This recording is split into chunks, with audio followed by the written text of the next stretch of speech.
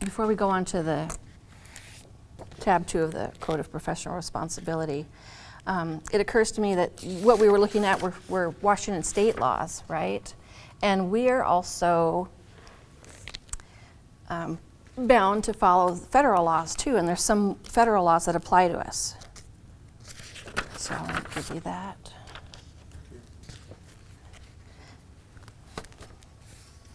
And so I don't want you to feel overwhelmed, okay? I just want to bring it to your attention. And so there's no testing and certification requirements for the state of Washington to become a signing agent, but there are things that we need to follow or abide by. And the first one, we have to,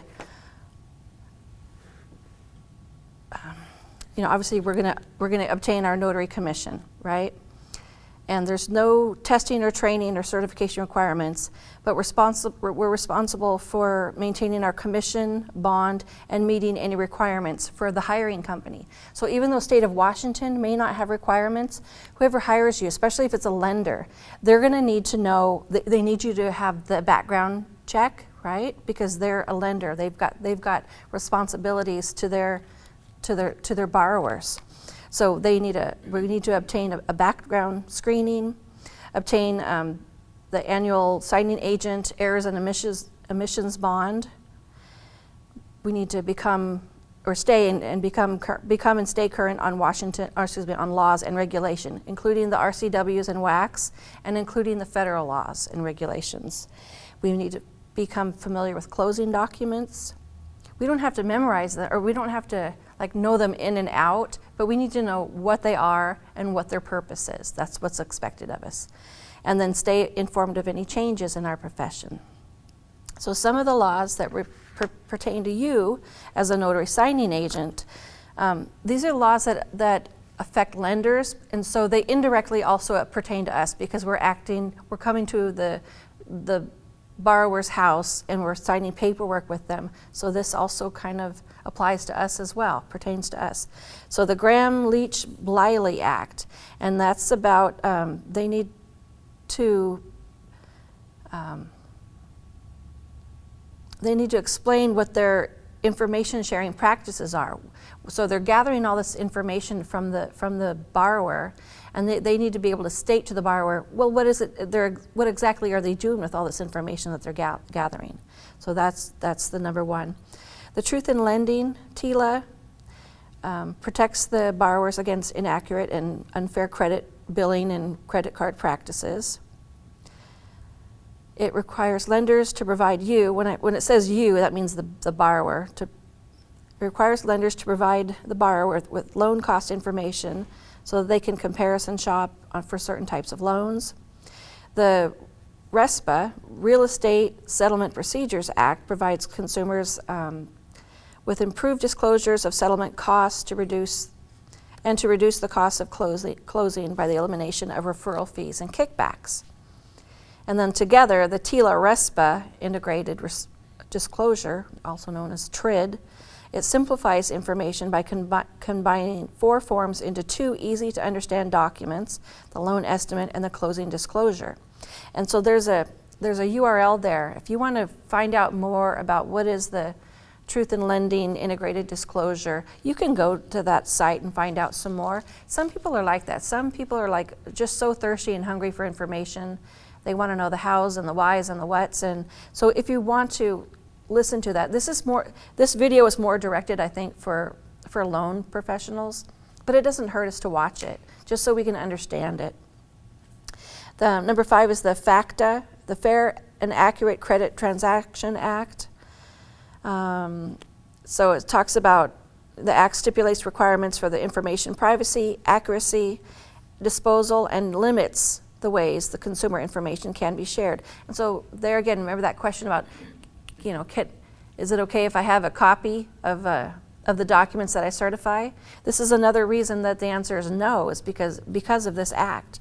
We're prohibited. We have to protect the recorder's or the borrower's private information, and we're restricted on the ways that they can share it. Number 6 is this is a long one. uniting and strengthening America by providing appropriate tools required to intercept and obstruct terrorism, otherwise known as the USA Patriot Act. Did you know that the Patriot Act had, meant all those things? Because I didn't. Anyway, so that's the Patriot Act form, and it's used to help the government fight the funding of terrorism and money laundering activities. And federal law requires all financial institutions to obtain, verify, and record information that identifies every customer.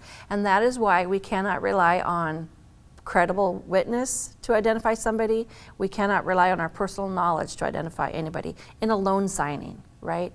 So this is the Patriot Act is what requires them to have the actual document, driver's license, passport, whatever government issued ID that they have. And then number 7, what is price fixing and why is it illegal? And so price fixing is an agreement, either written, verbal, or inferred from conduct among competitors that raises, lowers, or establishes prices or competitive terms. And so on and on and on. So the bottom line is I kind of put, there's a website there if you want to find out more about that. But the bottom line, I put an arrow. It says the Antitrust Act prohibits competitors of any profession from getting together to set or discuss fees.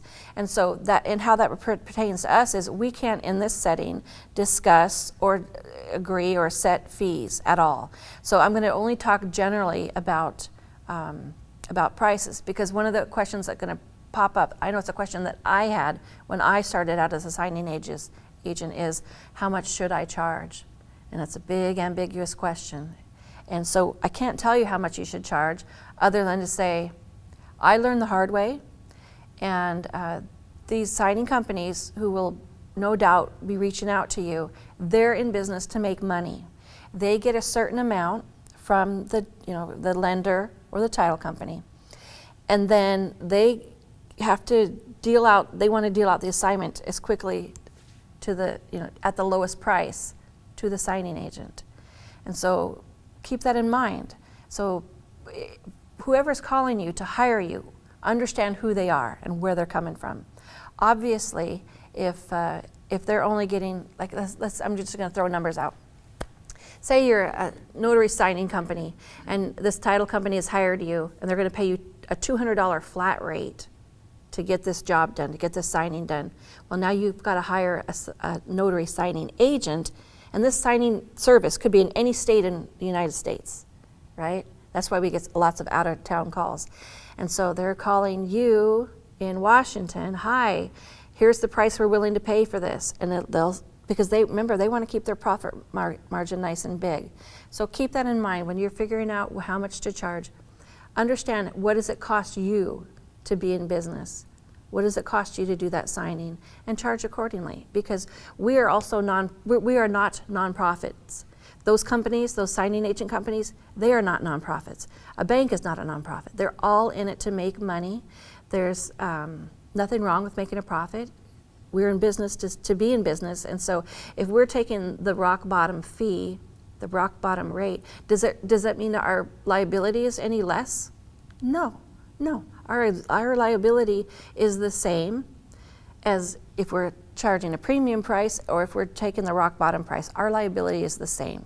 So make sure you're charging enough so that you can stay in business, because I imagine there's quite a turnover of signing agents. Otherwise, why are they, where do they go, right? So there's people that have been in it for a long time, and they're smart. And how do they stay in business? They know what to charge. They know how to charge enough to stay in business. I think it's the new people that come in thinking they get this expectation that they're going to make all this money, but then they're offered this price down here, and you can't stay in business.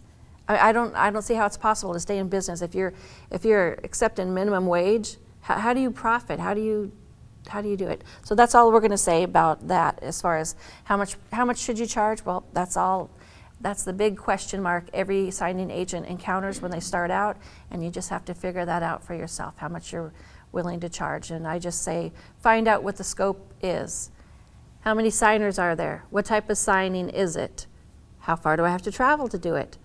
Are there scan backs? You know, are there scan backs? So all those things, because when I get an assignment, if I've got to then, after I do the assignment, oh, and then are documents ready? I always ask that question.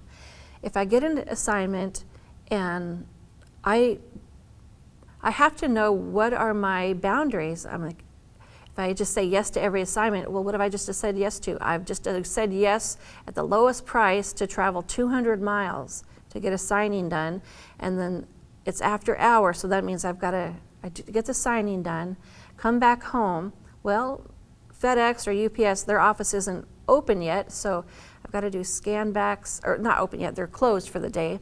So I go home, I do scan backs, I'm waiting to get the green light to say that it's okay to mail, and then I've got to drive now again, leave my house again to get that to the FedEx or the UPS office.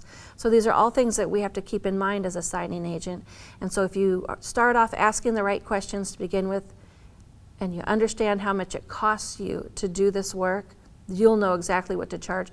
And don't bat an eye. Don't let somebody browbeat you into accepting less. They'll always ask, can you accept yes? And less. They'll say, can you accept less? And I say, well, yes, I can. Are scan backs really required? Because that's, if they're not really required, well, then I can lower the price a little bit for you. But if I'm going to have to do scan backs, which means you got to take the documents back, scan them, right? And then you either upload them to their website or you upload them and then email it to them, and then you make sure. That's using your internet services. Well, internet service, but it's all about time. How much time is it going to take for you to scan 250 pages? Sometimes the loan packages are that big. And that's another question I ask. How big is a loan package? How many pages are we dealing with? And you'll learn that there are some companies that will send you, here's your loan document, and it's one single PDF. And I'm like, hallelujah, thank you, one PDF. And then there's another signing company, and they do this to me every time. It'll be 8 different PDFs. Well, you know what? That's 8 PDFs I've got to keep track of to make sure did I print all of them? Because it's easy to print one PDF and know, okay, well, either it all printed or it didn't. But if they're piecemealing stuff to you, and then when they piecemeal stuff, it's also, there's so much duplication. And then I find myself apologizing at the signing that, I'm sorry, I know this is the 3rd one that you've signed. I can't throw my signing company under the bus. I have to say, I'm sorry that yes, you did sign one just like this, but for whatever reason they require another one. And I find myself doing that for this company over and over. And so so it's just something to consider, because your time is valuable. Every extra thing they ask you to do is time. So just keep that in mind. Okay, so that's the federal laws that pertain to us as a signing agent. I just wanted to highlight that because we had talked previously just of, touched my nose again. We talked about the Washington State law, but there are definitely federal laws that are going to apply to us. So let's take a look at tab number 2. As we turn into this, as you were talking, you made me think of insurance companies trying to protect their bottom line. So if you get into an accident and file a claim, they're going to want to pay you the minimum, because it's like you said, their purpose is to save money. Right. And so if they can cut you a small check. Because the signing companies, I mean, I God bless them, they're needed, they're necessary, because if you're a title company, do you really want to pick up the phone and call 20 different individual notaries to see if they're available? Or you want to just hire a company to just deal with it, right? I totally get it, but you're right, it's the signing company, the less they pay us, the higher their profit margin, right? And I just tell them, yes, this is my rate. You have to get it okay? You have to get it approved? Okay. And they'll either call you back or you just won't hear from them. They'll say, okay, well, I'll let you know if I can get that approved. And then you may not hear from them. I just take that with a grain of salt. And usually it's the decision maker that I get the calls from, like the one yesterday that I told you that I had. She was in charge of vendor management. She was the person that all these schedulers, they're 9 to 5 folks, it's their job to call and get these scheduled. And they are only allowed to okay up to this bottom line, right? Anything beyond that, they've got to stop and get permission, right? And that means more time for them. And their job, they're trying to get these signed out as quickly as they can too. And they're scrambling, some of them. So the call that I got yesterday was from the decision maker herself and said, here's your rate. She's like, we're in a bind. I'm like, well, and I didn't just say, oh, you're in a bind. Here, let me, how possibly, what's the highest price I can charge because you're in a bind? No, that's not how I do business. I always, for every signing, and I don't even consider the house. Like, oh, this is a nice house, so I'm going to charge X amount. It doesn't even come into the picture because you're asking them over the phone. How many signers? What type of signing is it? How many signers? Because if it's one signer, that's one set of signatures you're tracking. If it's two signers, that's two different signatures on a doc. That's more time. It's more effort. It's more room for risk, for liability, right? Mm-hmm. So that's why one signer, two signer. Because some people will say, well, what does it matter? Well, it matters very much to me because that's time. That's, if there's two things, if there's two signers, that's twice the notarizations you're going to do as well too. So what type of signing? How many signers? What kind of document is it? How many pages? If they know, sometimes they don't know. And the location. Are there any scan backs? So those are the things I need to know before I can give you a quote. Because I don't just say, oh, you're stuck, you're in a bind. Here, let me jack up the price as high as it's going to be. I just make sure it matches, the price matches the amount of work that I'm expecting. Okay, so let's look at this Notary Public Code of Professional Responsibility is not my material. This is put out by the National Notary Association, who I went through the online notary training. I really like their online notary training, but the in-person, the handling of the actual documents was the missing piece, and I think that's the code for that's the reason for this whole workshop is hands-on. So this Notary Public Code of Professional Responsibility, this is part 2. So if you're starting out as a notary public, this is a really great document because it'll supplement the Washington State Handbook. So item 2, those first two, items 1, item 2, great for starting out as notary public. Items 3, items 4, really focus on notary signing agents. So let's turn the page over. And we're looking at the table of contents. And we're going to go to page number 3. We're going to go to page number 1. Go to page 1 for the guiding principles. And the guiding principles for me, it all comes down to common sense. This one and the next one too. Guiding principles. So I'm looking at page number 1. All those Roman numeral pages, there's quite a few of them. Okay, so guiding principle 1, the notary shall serve the public in an honest, fair, and impartial manner. That sounds reasonable, and it jives with Washington state law because we're not going to decline on, for prejudicial reasons or discriminatory reasons. Guiding principle 2, the notary shall act as an impartial witness and not profit or gain, nor attempt to profit or gain from a notarial act apart from the fee for the notarial act and any charge associated with the fee if applicable. So as a signing agent, we're looking at that any charge associated with the fee as applicable. So we're handling documents for them, we're receiving them, we're printing them, we're transporting them, right? That costs money as a signing agent, and that's why we charge them more. Excuse me. The notary, item 3, guiding principle number 3, the notary shall require the appearance of each principal and witness identifying the principal, if any. Washington's not a witness state, so we don't have to worry about that.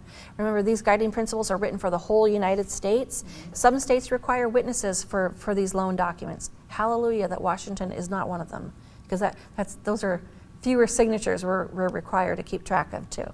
So item 3. If any, in order to screen for identity, willingness, and mental competence. So that's in line with Washington state law, so that we're going to follow this guideline too. Item 4, the notary public shall not execute a false or incomplete notarial certificate, nor perform a notarial act with respect to any document or transaction that the notary believes is false, deceptive, or fraudulent. Remember those red flags that Washington State law identified? So of course we're going to, if there's something that is telling us that what they're asking us to do is wrong or illegal or improper, we're going to stop and we're going to call our signing agent. We're not going to do anything improper. 5, the notary shall act with reasonable care and not provide unauthorized advice or services. That's jiving.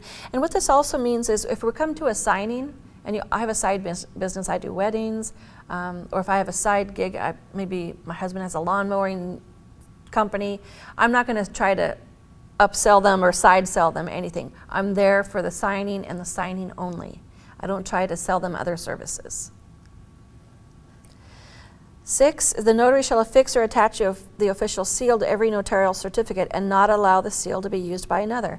Well, that's a no-brainer. Washington prohibits it, right? We've got to keep track of our own stamp. We can't just say, here's a stack of loan documents, stamp them yourselves and sign them yourselves. And no, we're not going to do that. So then 7, the notary shall record every notarial act in a bound paper or secure electronic journal and safeguard it as an important public record. So on this one, I want you to circle the word or, and then write the word no. No on that, okay? Because in Washington State law, we are required to have a bound journal. So if you say you do electronic notarizations, and maybe you do have an electronic journal, for us in Washington State, it's not an either or choice. We must have a bound notary journal. We can supplement it with an electronic journal, but we must have a bound journal. So in this case, on item 7, or doesn't apply for us in the state of Washington, because it's not a choice. It's not either have a bound book or electronic. You must have a bound notary journal. You could, if you do also electronic notarizations, you could supplement it and have an electronic journal, but you must have the bound page journal. Okay, and then item 8, the notary shall protect the privacy of each individual and not examine, copy, divulge, or use personal or proprietary information disclosed during the execution of a notarial act unless required by law. So remember that question. Is it okay if I keep copies of the documents that I notarize? And that's why it's a no, because we have to respect their privacy. They have a right to privacy. Now it says do not examine. Obviously we have to look at the documents, but what we're looking at in the loan documents, we're looking at dates. We're making sure the owner's name is correct. And if it's John and Jane Signer that we're going to meet, and then somewhere it has Bucky Smith, some wrong name that it's like these people that are putting these documents together are human and they make human errors. So we're just making sure that the dates are correct, the names are correct, the address is correct. So, but we're not going to divulge any of that. That means we're not going to, if we've got we're not going to keep a tracking list of all of the new people that have just bought a house and then sell it to somebody so that they can try to sell them other services. We're not going to do that. And then 9, the notary shall obey all laws and official guidelines that pertain to notarial acts and follow the recognized practice of standards where they are silent. And so this is where Washington State law, we're going to follow Washington State law, but then if something's not clear, we're going to fall back on the Washington Notary Commission. And if the commission doesn't have any kind of recommendation for that, like looking at the guidebook, if there's no recommendation, and if it's not specified, then what we can do is use their guidelines, those guidelines where the law is silent. The notary shall seek instruction on notarizations and keep current on all laws, official guidelines, and practice standards of the notarial office. So like I said, it's all these guidelines. It all comes down to, does it jive with our Washington State law? And for the most part they do, except for the one about the journals. And it's all common sense for me. Okay, so you had a chance to read this. You read through this before, right? The the guiding principles? Okay, and so then you saw that they give you these, they call them illustrations, but I call them, I'm just going to turn the page over. They, for me, are like scenarios. So I'm looking at page number 4. I'm looking at page number 4. So they give you a scenario. A1A, it says refusal on reasonable grounds. And so it gives you the scenario, or the illustration. The notary shall refuse to perform a notarial act if the notary has knowledge or a reasonable belief that which can be articulated that the transaction or document is unlawful. So you can't say no based on a gut feeling. You have to be able to articulate the reason. Otherwise, you could be accused of declining for discriminatory reasons. And then it has the illustration. The notary is asked to notarize a person's signature on a document as proof of identity. The individual presents a state's driver's license. The notary notices that the photograph on the license is raised from the surface of the ID and appears to be to overlay the state seal and signature of the DMV official. So resolution. So what's the solution? The notary refuses to notarize the individual signature because there are strong evidence that the driver's license has been tampered with and bears a false photograph. Okay, so here's a scenario, there's a resolution. But what I like about this book here in this section is that if we turn the page now to, it starts on page 7. Starts on page 7 at the bottom. It has commentary. Just want to show it. So it's got a commentary section. And the commentary section tells us how they arrived at it. How they arrived at it. And so if I go now, I'm going to go to page number 8. If we go to page 8 at the bottom where it says A1A, refusal on reasonable grounds. So it gives you, there's notary signing agents that they want to know, here's a scenario, what should I do? Okay, done, great. And then there's the signing agent that says, here's a scenario, what should I do? Why should I do it that way?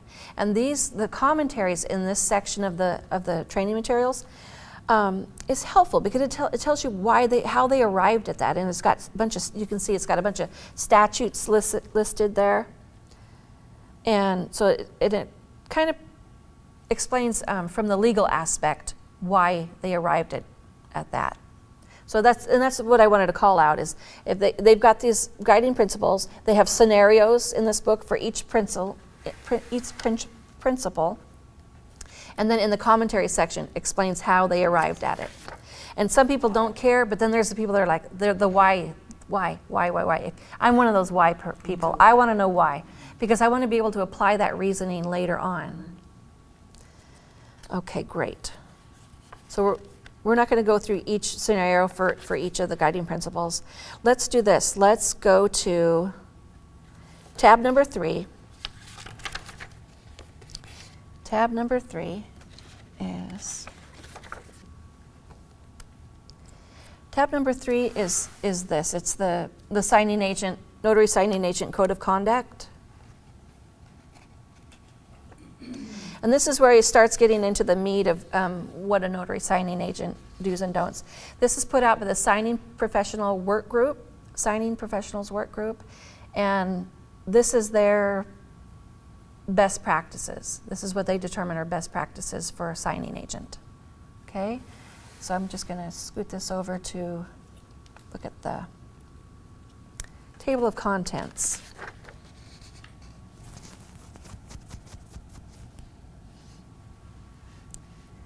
And just like with Washington State law, when you're looking at the RCWs, at the beginning of every RCW, it has definitions, right? It has definitions. What do they mean by closing? Here they're talking definitions. Closing relative, what is meant by closing relative? What is a closing? What is a closing agent? What are closing documents? And so if you know the vocabulary of the profession, you know the profession. And so if there's any word here that you're like unclear, well, what is a closing agent? Well, and keep in mind, we are not the closing agent. We are at a closing, we are a signing agent. The closing agent is the one that we're forwarding this, after we do execute all these documents, the closing team is getting this stuff. And so if you know the vocabulary of the profession, I say you know the profession. So if there's anything in here that jumps out as like, well, I'm not sure of, or I've never heard that term before, those are the ones you want to key into.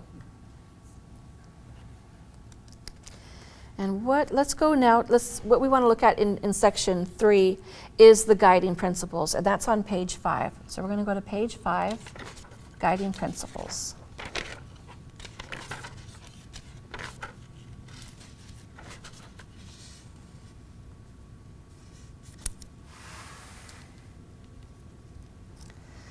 Okay, so we're at page 5, Number 1, qualifications, right? The notary signing agent will satisfactorily meet and maintain all qualifications necessary to performing the signing services.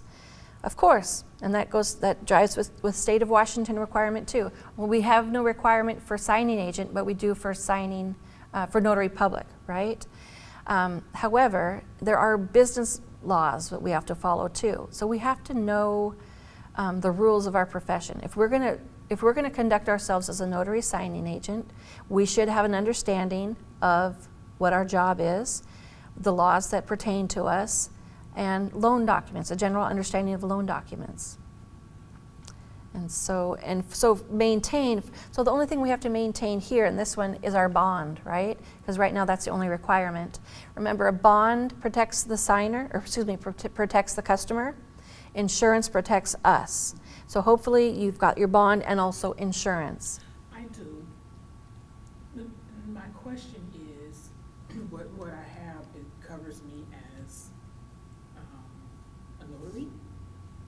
Is there something additional or separate? Yes, it's different. It's very different.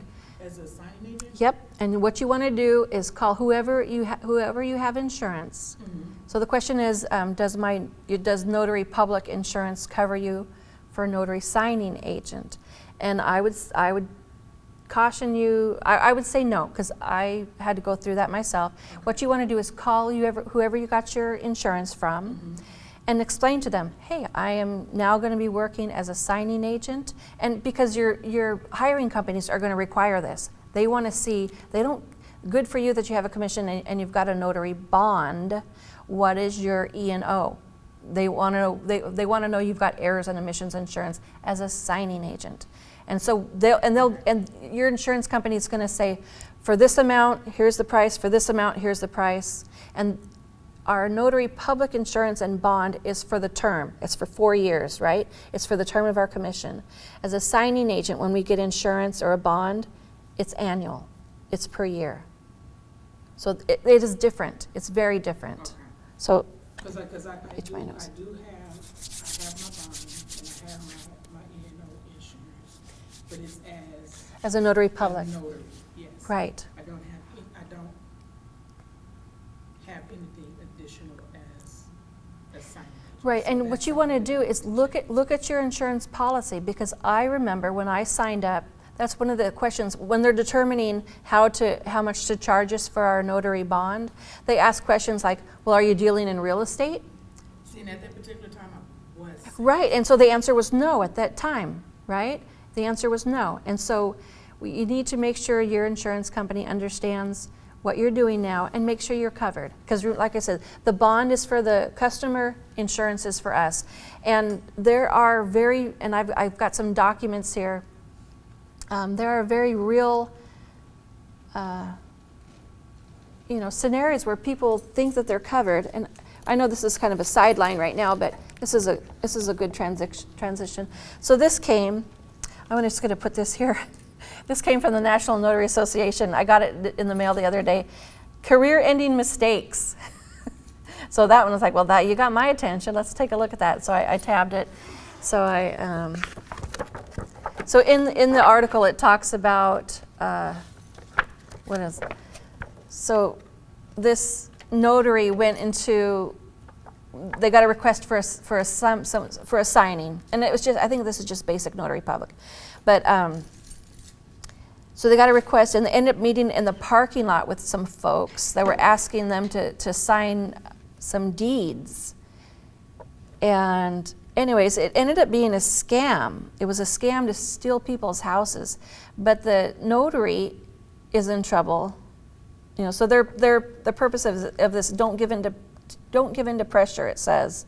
So it ended up being a scam. So those people who were scamming got in trouble, but you know what? They circled back and got that notary too. And that notary was indicted.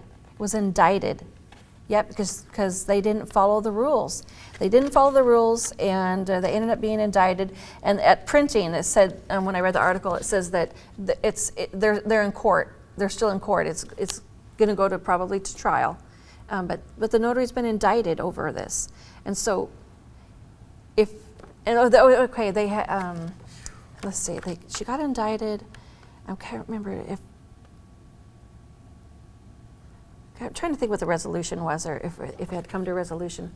But without insurance, without errors and omissions insurance, you are personally liable for this money. So I think the insurance company ended up negotiating.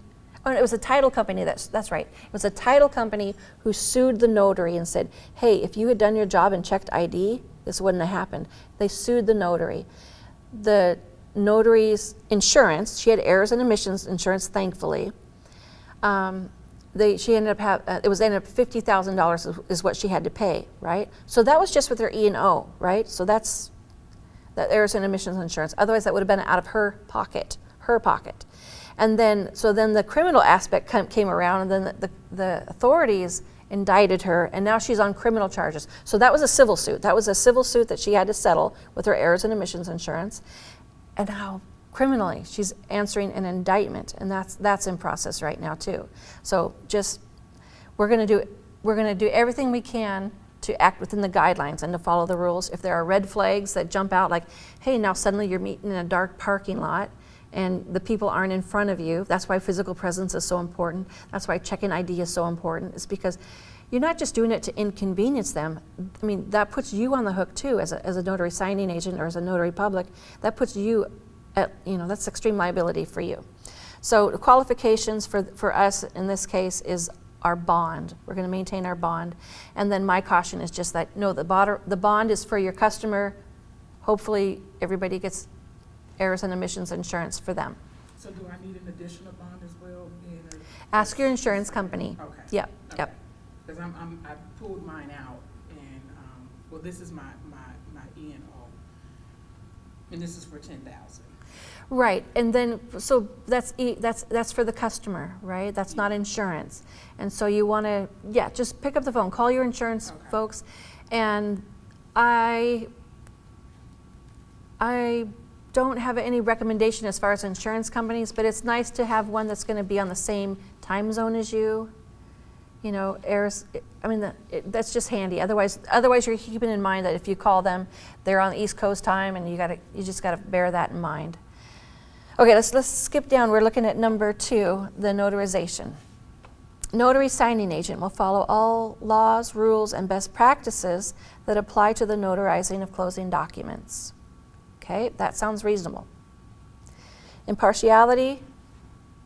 You okay? Mm-hmm. Notary signing agent will remain impartial to the transaction at all times.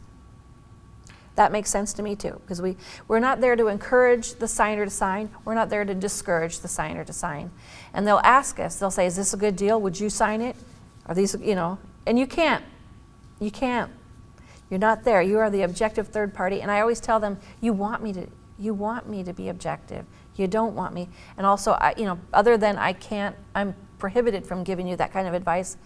You don't want that. I'm here to be objective for you, for the lender, for the title company. Everybody wants that objective third party. Unauthorized advice or services, another one that is, I have highlighted this one.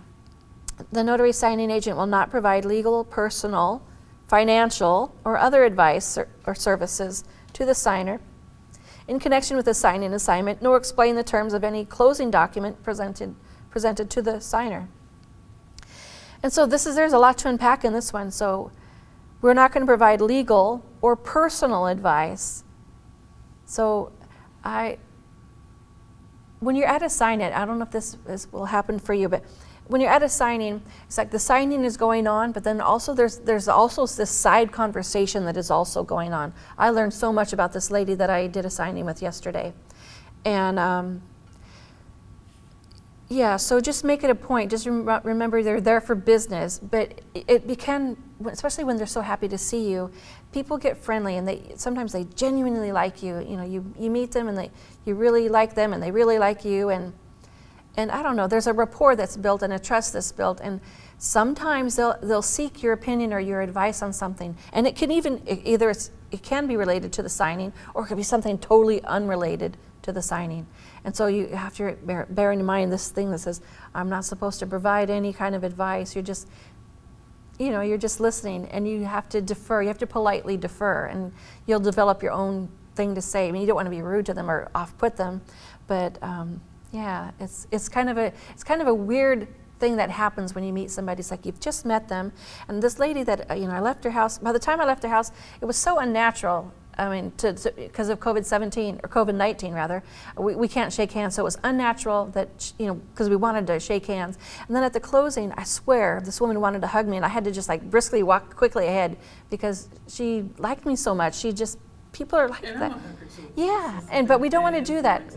For now, we don't want to do that for safety reasons, but also for personal reasons. We can't be accused of having done anything, if they say, okay, Carmen, what happened at the signing? This lady said you took advantage of her. Well, yeah, I did hug her. Well, why did you hug her? Was it because she hugged me? I mean, you know what I mean? It's like you want to avoid the appearance of impropriety. So you got to keep business, keep all that separate. And you don't want to, I think I said before, you're there to conduct the signing. You're not there to offer, especially if she needs mowing. You're not there to offer your husband's landscaping services either. It's business is business. You're going to stick to the signing agent business only. 5, illegal or suspicious activity. Those red flags that jump up at us, we need to pay attention to, and we're not going to perform any illegal, deceptive, or harmful act in connection with a signing assignment, and we're going to report any suspicious activity to whoever hired us. And write this down too, under 5. Note it in your journal. You want whatever's happened that's obscure or just bizarre that's happened, make a note of it in your journal, because maybe that may not come into play, but maybe for a few months down the road, those red flags in your mind or whatever weirdness, if the authorities circle back to you and say, hey Carmen, do you remember this signing on such and such a date? Well, I'll have my journal to look back at, and I'll say, well, yeah, I remember that, and here's the odd thing that happened. Obviously, if it was weird enough that I didn't feel safe or comfortable going through with the signing, my note will say that I stopped it, right? But you want to note it in your journal, especially if you ever have to decline anybody. You've started it with the signing process, you've captured all their information. Then towards the end, if it doesn't go through, you're making a note of why it didn't go through, so that, and this is whether it's a notary signing or a notary public, so that they can't circle back and say, hey, I went to Ayana for a notary, she declined me. She was discriminatory. Well, if you don't have any record of it in your journal, that may be problematic for you if you don't remember them. But if you just have that journal that said, yeah, here's the reason why I declined. Here's the reason I lawfully declined this. It's just a protection thing. 6, privacy and confidentiality. The notary signing agent will respect the privacy of each signer and protect closing documents from unauthorized disclosure. So that's what I said about that. This thing here.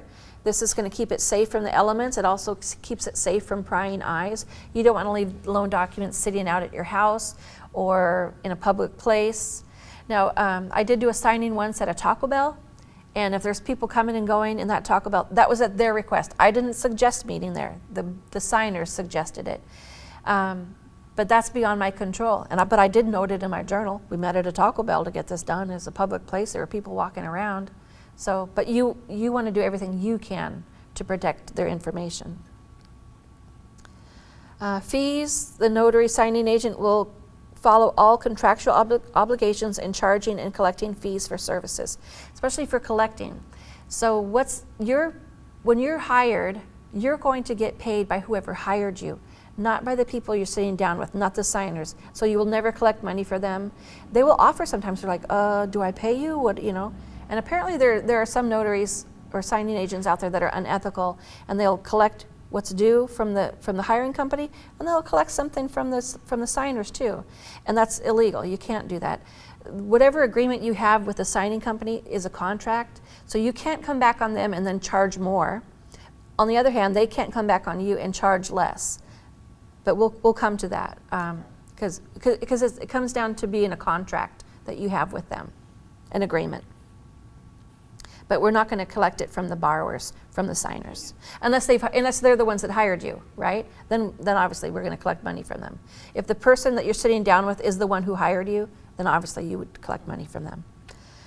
Advertising, obviously we're not going to engage in any unethical, unprofessional, false, or misleading or deceptive advertising. We're not going to do that in person, verbally, or online, or written. We're not going to do any of that false advertising. Professionalism, we're going to act in a professional, responsible manner towards contracting companies and parties to the transaction. So I made a note to myself here: do not badmouth, and also do not throw anybody under the bus. So when you're sitting down with their signers, they don't need to know what an obstacle it was to extract those documents that you've been waiting for all day. The loan documents that finally arrived from your hiring company.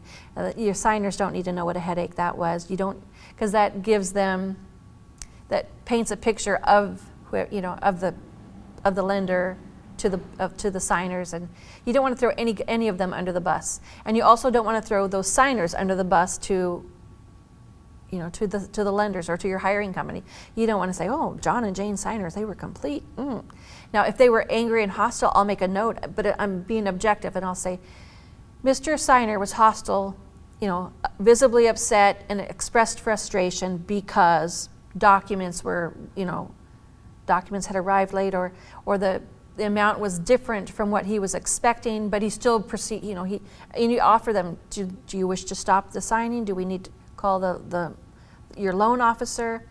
If they could just be grumbling, they're just voicing a grumbling. But I'll note that in my notes. I'll say, Mr. Signer was frustrated, so that if it comes, and I'll let the hiring company know that. It's in my notary journal, and I'll let the hiring company know that in case Mr. Signer goes back and says that Carmen Lane was, if he has something negative to say about me, well, they have in their notes that Mr. Signer was a bit hostile to Carmen because of the paperwork. Well, the hiring company knows that the paperwork is not my fault. When that paperwork arrives to me and what it says and what it contains is not my fault. So, but just make a note. You don't want to ignore it, because they want a heads up too. If they're angry, they want a heads up that their signers were angry. Standards. The notary signing agent will endeavor to maintain and raise standards of practice amongst practitioners in the signing service company.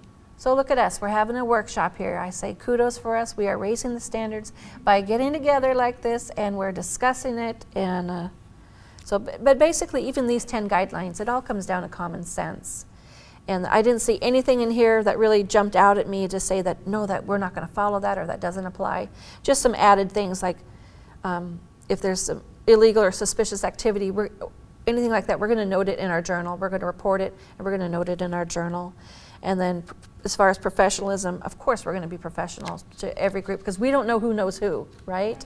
And I've had it where the signers are actually personally good friends with their loan officer. So I never want to you don't know who knows who in the business, and so you just want to stay professional. Questions about any of these? Okay. Okay, so then that brings us to Section 4. Section 4 is the signing presentation guidelines. Okay, let's go right here. Signing presentation guidelines. And so this is developed by the Signing Professionals Work Group. And so that contains their recommended descriptions. And you're going to find that I think there's 27 terms that are defined here. Well, there are more than 27 types of loan documents, I can assure you. And inevitably, you will come across a document that is not included, or is maybe worded differently from what these descriptions are. But our job is to kind of we have to think on our feet as a signing agent. And so, we've got a stack of documents. We're going to the loan signing. What can we say about those loan documents? What should we say? What are we permitted to say? Well, we're not allowed to talk about details, like the details of, some people have, in fact, this lady, Brandy, she called me a while back. She's over in North Carolina, and Brandy was starting her own. She wanted some advice. She would have loved to come to this workshop, she said, but timing didn't work out. And of course, who knew then? Even if she had booked it, she probably would have had to cancel because of COVID-19. But Brandy said she was working on a work group like this, a workshop, and she wanted some advice. And what can you say about these loan documents? And so you have to follow their recommendations. This is their guidelines. We don't have to follow it. It's their guidelines. It's to our benefit to follow this, because we've got a stack of documents. What can we say about it? And this Brandy, she was like, well, I'm a former loan officer. I was a loan officer, so I know how to explain these things. And I said, well, Brandy, that's really great, except guess what? Your rule has changed. You are not permitted to. Look at the rules for North Carolina, but I'm pretty sure you're not permitted to do it. She's like, oh, you are right. I shouldn't do that. I'm like, nope, you have to stay in your lane. Yes, and back then you wore a different hat and you were a loan officer. Well, now you are a signing agent, and they don't want us discussing these loan terms. The lenders, they don't want us discussing the terms because we're not qualified. In their eyes, we're not qualified to do it. So as a rule, we're not going to do it. So the nice thing about this, how they have this laid out, is it's like a script that they've created, and they've even got as far as hello, my name is. And I'll tell you what, I had one of these scripts when I went to my first signing, because you don't know, it's exciting, it's terrifying, you get butterflies. They couldn't see it, but I had a script where I could look down and say, hello, my name is Carmen. I'm not joking. I had it. Hello, my name is Carmen, and I'm here on behalf of, and we've got our mock title company. I think I used Alpha Title. I'm here on behalf of Alpha Title and Escrow and ABC, or not ABC, Beta Financial. I'm here on behalf of Alpha Title and Escrow and Beta Financial to conduct your loan signing. I had the script all written out, because there's one thing to be all excited and say, okay, no, I got it. But then it's like stage fright. If you've ever been at a play and you practice, and then it comes time and it's showtime, and then you're just like, blank. And so having this verbatim script, I tell you, it helped me the first few times, because even though I may not have used it, it was there and I could glance down, and that gave me confidence. It's like having a cheat sheet when you take a test. I had an instructor that say, write a cheat sheet. I'm not going to let you use it, but write a cheat sheet anyways. What would you have on that cheat sheet? And knowing that you have that in your mind, that you've written this out, hello, my name is Carmen. Mm-hmm. Oh my gosh. So it's embarrassing that I have to say that, but believe it or not, public speaking does not come naturally or easy for me. It is something I strive for to do, and I struggle with. Same with shaking hands, video, being on video, having my picture taken. Those are all outside of my comfort zone. And so by having a script for me anyways, it gave me the confidence to know that, hey, you know what? If it came down to it and I actually forgot my name, all I have to do is look down and there's my name. It's right there. So, this would be okay, because even me calling you, that was a cold call. Yeah. And so I was, and some people have that gift. So excited with the NNA.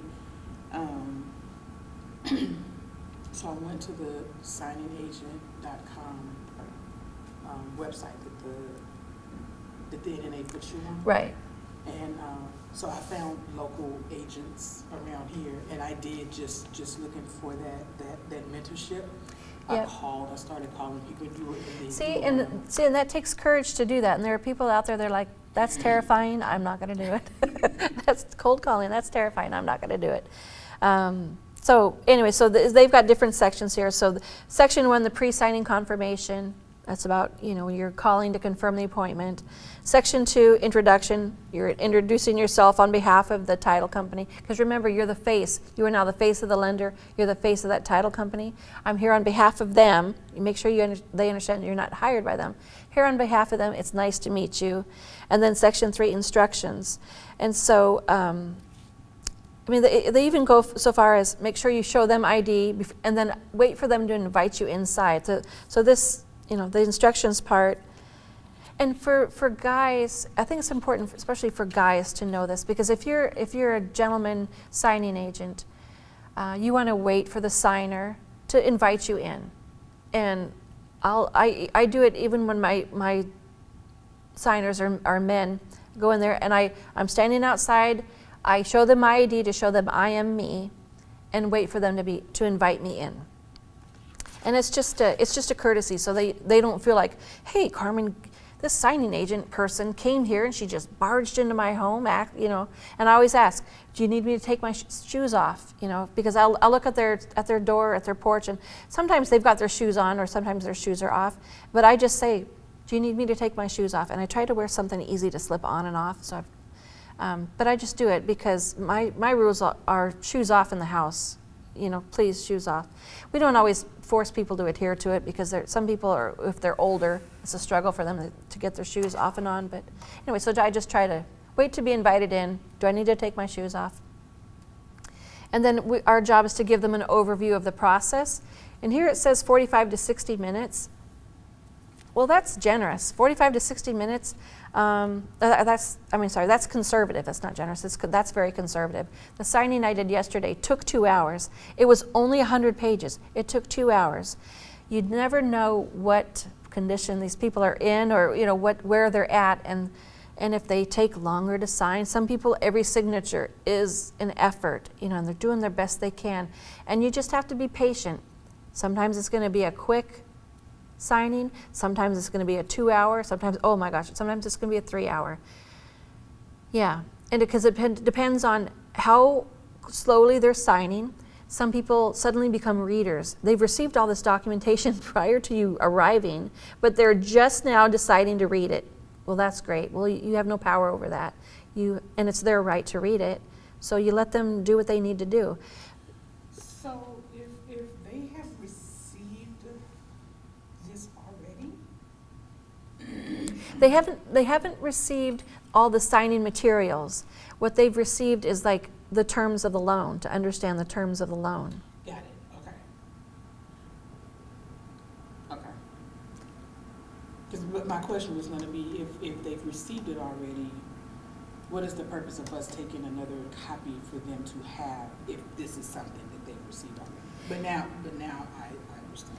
Yeah, and sometimes they've received a loan estimate, and so this is the best guess of what the rates and everything is going to be. And then they get the closing disclosure, which is, it may be different, and if it's different, it'll show why is it different. And yeah, so but that closing disclosure, even they're supposed to have received it 3 days prior. 3 days prior, they're supposed to have received it. But my point is, however long it takes them to get through that signing, you have to allow them. You can't last thing you want to do is make them feel rushed or pressured, because you know what? They can turn that around and say, signing agent made me feel pressured and told me I had to do this and told me I had to do, you don't want that. You are the objective third party. You're not there to push them to sign. You're not there to encourage them not to sign. You certainly don't want to say, hey, well, you've got 3 days to change your mind. Just go ahead and sign it, and if you you definitely don't want to be that person saying that either. Don't ever even, I had a signing company suggest that to me, and suggest it to a buyer. We were at the signing table, and the borrower had questions. So we got them on the line, and God bless them, they answered the phone. And we're all on speakerphone, and the person on the phone is saying, well, there's a 3-day period. You could just sign it. You could just move forward with the signing today, and if you change your mind, you've got 3 days to change your mind. That is not cool to say. I didn't say that in front of them because that falls under the line of don't throw anybody under the bus. You want to stay professional. So then the questions were answered to their satisfaction off the phone, hung up the phone with that person. And I'm like, do you want to proceed? And ask them, do you feel comfortable proceeding? Because that's a valid question. Do you feel comfortable proceeding? And if they answer yes, you go forward. If it ever comes back to you, you could say, well, we stopped the signing. We called the loan officer. Loan officer answers questions, hung up. I asked the borrower, are they comfortable proceeding? Do they wish to proceed? They said yes. Oh, you're off the hook, because you're not reiterating what that wrong person just said, that, hey, just sign it anyways and then change your mind. So we're gonna explain what's going to happen to them. We're going to tell them it's going to take, this says 45 to 60 minutes. I'm just saying that it may or may not take that long. It depends on what the document is. Depends on how long they take to read the documents and how long. I'm not kidding. Sometimes the signature is like this each time. Some people are like this. It's a scribble. It's like a doctor, and it's a scribble, and they're done. So you tell them, I've got a copy of the entire loan package for your records, and you hand them. You can hand them a stack, and I normally do. I'm like, we've got 2 stacks here. One set we're going to execute, and the other stack is for your records, and they're exact duplicates. And I even go so far as to print the label for them, because it's got a tracking number, and I'll highlight that and say, in case you want to know where this is going afterwards, here's the tracking number. You can track it. And so that's the nice thing about this. And then it even has a closing ceremony, it talks about the closing ceremony. The closing ceremony is the signing, and it's just they call it a closing ceremony, but we just call it the signing appointment. So it even says to, let's see, looking at section 5, the closing ceremony. As you walk through the documents with the borrower, please find the definitions of the loan document, of the loan closing documents. It is suggested, so it's not required, it is suggested to use these descriptions as a guide as you walk the borrower through the loan closing documents. It is suggested, as you go to the page to be signed, that you give the borrower a brief description of the document below. Please note that they will come in various stacking orders, so it's recommended that you be familiar with these definitions. These definitions are, of course, they're listed in alphabetical order. We are never going to receive a loan package that is so, if I do, I'm going to be sure and note that in my diary, but it is never going to come to us in alphabetical order. But it's alphabetical order for us, just for learning purposes. And so, and if you put a star next to closing disclosure. So these are like 27 terms, right? So put a star next to closing disclosure. And I see you've got a highlighter there, so that's great. That's a big long blurb to say about the closing disclosure. And so put a star next to closing disclosure, and I want you to highlight this sentence that says, closing disclosures itemize all closing costs. Right? And then it goes, you don't have to say page 1 includes this and this and this. You're going to see that on the document itself. It itemizes all closing costs. And the closing disclosure is a nice big font. It's one of my favorite documents, because 99% of the questions that they ask can be answered by looking at the documents in here.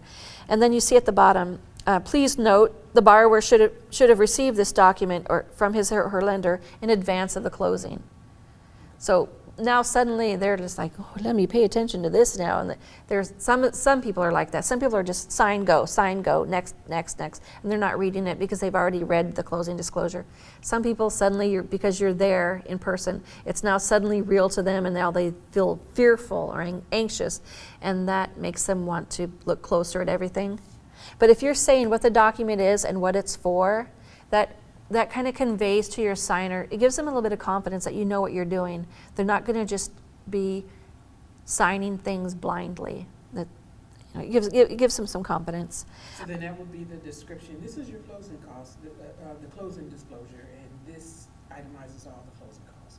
Right. That sentence is sufficient? You can say less, but you certainly can't say more, right? Because they don't want you to go into, what they don't want you to do is, and when we come to the closing disclosure, they don't want you to say, here is your loan for $675. Here's your, they don't want you, it's a lot of pointing. It's a lot of, here's your closing disclosure, here's your loan amount, here's your interest rate, these are the conditions, the next few pages, and then sometimes it's got like written out, all the costs are just, they're itemized. It's itemized closing costs, so they know exactly what the closing costs are for. Because sometimes they'll say, holy cow, $16,000 in closing costs?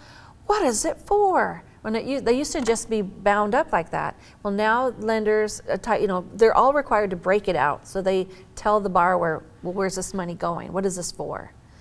So, okay, so we've got a star next to closing disclosure. Put a star next to the mortgage. Let's see, I think I may have, okay, so I forgot to switch this over. Deed and trust, Yeah, is that what you're getting ready to say? yep, I just make sure we're on the same page there. Okay, so we've got star next to closing disclosure.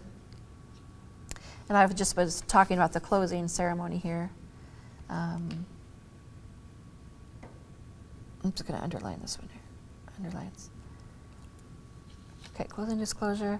We're turning the page. And let's see. Yes, mortgage deed of trust. Put a star next to that one. Whoops, I'm off kilter. Sorry about that. So mortgage deed of trust. Put a star next to the note. Put a star next to right to cancel.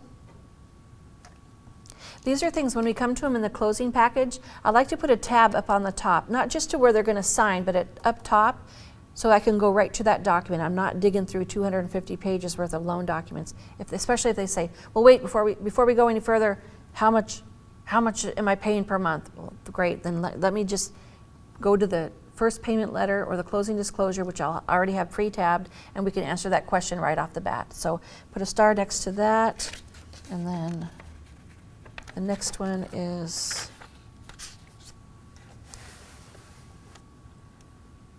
okay, we're going to put a star next to payment letter because we're going to put a tab on that. First, and this one is called payment letter. Very often it's called first payment letter, but they're calling it payment letter. So those are the ones that I want to star next to, only because we're gonna make sure we highlight those when we look at the loan documents. Okay, so let's look at the last page, page 5.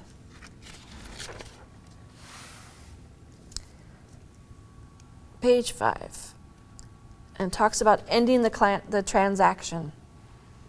So you're gonna, after you sign all the documents, you're gonna go through and do a quality control check to make sure you didn't miss any signatures. And you can tell them, hey, that's the end of the documents. I need to sit here for a minute and just do quality control, make sure we didn't miss any signatures or notarizations. And you're going to do that on your own. They tell them they can carry about their business. If you need them, you'll call them back. And then you tell them, you make sure that they have a printed copy of their closing package. If they ask for electronic copy, you're going to refer them to the lender, because we do not have any kind of email correspondence with the borrower. We have no email relationship with the borrower or with the signer. And we certainly don't want to email any documents because we could be wrong, right? And that's a risk. And so we're just not, we're never going to do it. What we can say is, I'll forward that request so that your loan officer knows that. And that's what you're going to tell the closing company, your hiring company rather, at the end when you're doing your post-signing work. You're going to let them know, hey, Mr. Signer would like to have an electronic copy of that. And then, so funds to close. If the borrower does not have funds to close per the closing instructions, contact the hiring company. And hopefully you'll find out before that. You're going to find out at the very beginning, like when you get the assignment, you're going to understand when you get the documents, is there cash to close? And that means sometimes a borrower, to get their loan to close, they'll have to bring money to the table. And if it's a certain amount, it could be a personal check. If it's another amount, it's got to be a cashier's check. And if it's even a greater amount, it's got to be wired. But they have to come prepared. If those are required, as part of your instructions, like you must collect a cashier's check for X amount, you better make sure that you remind, when you're calling to confirm that with your signers, hey, Mr. and Mrs. Signer, we're on for Saturday the 21st. We're going to do a loan signing, and I understand. Do you have two forms of ID for me? Yes, we have that. Okay, and do you understand that you have to bring cash to close? It's a cashier's check for $945. They'll say, yes, we're aware of it, we've got it, we're good. Or they'll say, what? My I don't think my lender didn't mention any of that. Well, it's better to get that out and about, known ahead of time, so that you're not the bearer of bad news at that signing table, because they will not appreciate it. Everybody wants to be prepared for that signing. That loan, the signers have waited all this time. Remember, it could be stage 50 for them, step 50, you're there at their door, and now suddenly there's they're hearing in their mind for the first time that a check for $945 is required to close. So at that point, after verifying that they either do or don't know,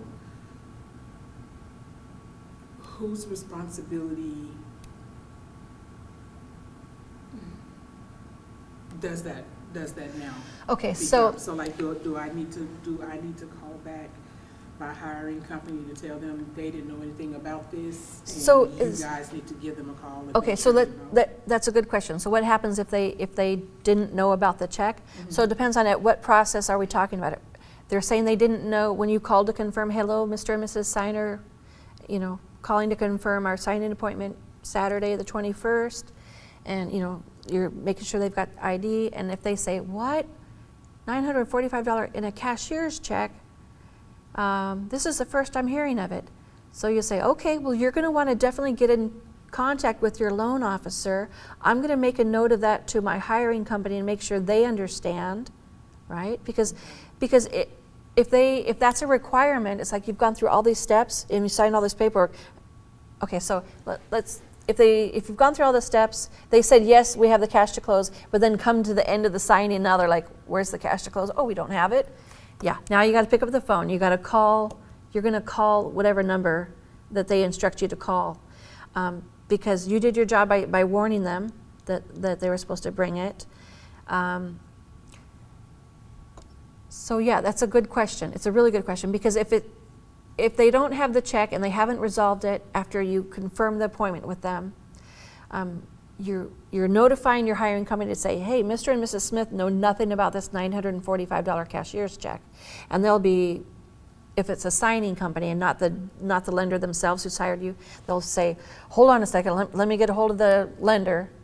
And then the lender will say, yes, Mr. Smith, Mr. Signer knows about this. We discussed this.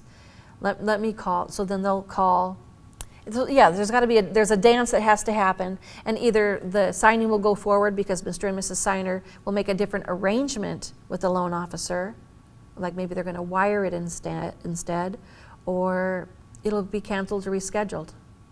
And those are out of your hand.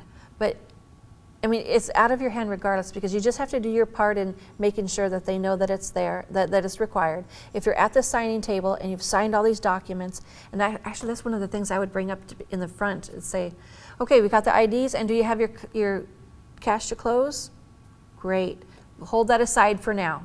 Because in my mind, because you learn the hard way. You learn the hard way. You don't want to go through all this, the 2 hours of signing documents, and now suddenly they want to spring upon you that, yeah, we decided not to do that. So that's something to know ahead of time. So would that be a reason to refuse then? Is they didn't have all of the? Well, you're not refusing. You're not refusing. If they don't leave their house. You want to still come in but you want to let them know, and you want to collect, their ID and all that stuff. You want to call the hiring company and you say, hi, I'm Carmen Lane. I'm here with the John and Jane Signer, and here's the loan number. And they don't. We're preparing to do the signing, and they actually don't have cash to close. They did not have the cashier's check. How do you want us to proceed? And they'll give you instructions. They'll either say, oh, cancel it, we got to redo it, or they'll say, let's get Mr. Signer on the phone. Okay, Mr. and Mrs. Signer, we really need to have this in lieu of a cashier's check. Maybe they're going to say, we're going to need you to fill out the portion that has wiring instructions, because we're going to need you to wire it to us. But you are never saying, I'm out of here. You were calling your signing company because you don't want to be the one that does that. Any instruction to stop the signing, now unless it's something illegal, you're saying, oh, this is John and Jane Smith, but these are not them, and they've got forged ID or whatever. then you're gonna stop the signing, but you're still gonna be on the phone calling to tell them why you're stopping the signing. Okay, it's never your idea to leave unless something's like, oh well, you know what? This is a good example. COVID-19. You get all your ducks in a row, right? And you go to the signing, and they've told you over the phone that they're happy, healthy, and well, and they're obviously not. That, or just something else comes up, and if you're concerned for your safety, their dog bites you or whatever. I mean, right. No, I mean, especially with COVID-19 is a good example, because we're having to go through now where the signers are required to say, hey, I'm not happy, I'm healthy, and I've not traveled to China, I've not done the traveling, I don't know, haven't been exposed to anybody with COVID-19, I'm not exhibiting symptoms. So they're having to fill that out, because there's a shortage right now of notaries going out to signings. Of course, there's a reduced number of signings right now too, because people are just afraid. Mm-hmm. They're like, I had somebody, ducks were all lined up, ducks in a row. And then he called me and says, I've just decided to change my mind because I don't know what's going to happen. It was a signing that was going to happen in DuPont. He's like, I just feel this can wait. And I'm like, okay, no problem. I will. So then he canceled with me. So then I'm emailing and on the phone to my hiring company to say, Mr. Smith doesn't wish to do the signing tomorrow or today, whatever time it was. And here's why. He's uncertain. And so that gets, because I don't have the power to delete something off my assigned book, right? If you have a login to their website with a signing company, you can't make a thing disappear. You have to tell them, and then they take it off your to-do list, right? But so the bottom line is you're on the phone, you're contacting, you're in a communication with the hiring company, title company, whoever hired you. You're on the phone with them to let them know whatever is happening. Okay, so in a situation like that, how do you collect your pay? Because you still did the work. Okay. And that's not your fault that didn't happen. No, and that is very true. But you remember, you're not collecting from that signer. Thank you, Mr. and Mrs. Signer. Okay, I'm sorry it didn't work out. You're going to remain professional. You're not going to shake hands. I reached my hand out to pretend I'm shaking hands because it's such a habit. You're going to thank them, whatever, hand across the heart, and bid them adieu, and you leave. And then you're in a communication with your signing company. Now, hopefully, you and your signing company have already had contingency plans for that, because before they hire you, typically they have to send you a contract that says, these are, and it's like, you got to read through it. It says, I promise I'm going to dress professionally. I'm going to, they've got a code of conduct too. And sometimes in the actual assignment, we'll have what the agreement is. Like, okay, if they canceled before you left, you're going to get paid. Or if they canceled and you've already printed, there's a printing fee you can request. Or so if is that something that you can set? You can. You have the power, because if they send it to you, now if they send you the assignment and then the instructions, and in those instructions has the contingency, like if the signing doesn't take place but you've already printed the documents, we'll pay you this much. If the signing, if you traveled there and they canceled, then okay, you've got the printing fee and the travel fee. Okay. I actually went through. I got paid for the whole signing because, trying to think of the reason that the lady signed. Oh, you know what it was? The paperwork was all good, but the first payment date, that's this lady, she saved me so much time, because she's like, okay, before we do anything, I need to know when the first payment is due, because my lender, my loan officer told me it was going to be on this date, and I've already paid this. So we looked at it, sure enough, they had the wrong date on there. Called the lender, called the number we're supposed to call, and they got on the phone, and they're like, oh my gosh, you're right. We'll need to reissue these documents. I'm so sorry. But it was their fault. So if it's an error on their side, paperwork or whatever, I got paid full price. I had to go back out there. I got paid again to actually do it, but I got paid my full rate to go out there. I mean, it was an hour and a half drive to this lady's house. They hired me as it's like, oh, we really need this done. I'm like, okay, sure, I'll drop everything. Let me do this for you. I did it. I did everything right. They made the mistake. So I got paid for it, and then I got paid again when I actually went out and did it. Did you but have to Right, but it comes down to what you agree to ahead of time. Okay. And sometimes you'll, and I was dealing directly with the title company. It wasn't a service. Now, if it's a service, oh my gosh, if it's a signing service, they want to pay you the minimum. They want to pay you maybe your printing costs. That you traveled in an hour and a half, they may or may not care. It just depends on what you've agreed to. And so when you get that assignment and it has those per things, if you're like, wait a minute, if it cancels, I'm only going to get this, or if this happens, I only get that. Or they'll say, if any pages are cut off, they'll do the other way around too. If this isn't done, if you've missed a notarization, that's this deduction, or it's an automatic 50% reduction. If they'll put their rules in instructions, and if any of that is not okay with you, that's the time to turn around and decline it before you're showing up or printing documents, or showing up at the signer's door. You want to make sure you agree with it, and if you don't, then you're contacting them to say, hey, this says this, but I want to change it. And they may or may not change it, or they'll say, nope, that's okay, we can't change it. Maybe we have to hire somebody else, and then you'll end it. But that's a decision you have to make for yourself.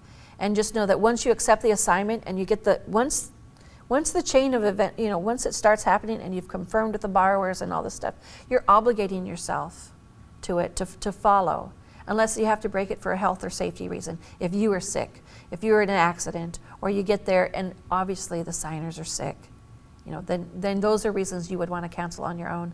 But then you have to abide by whatever rules that they've set in place. So what I have been getting is there's a signing. Are you able to do this?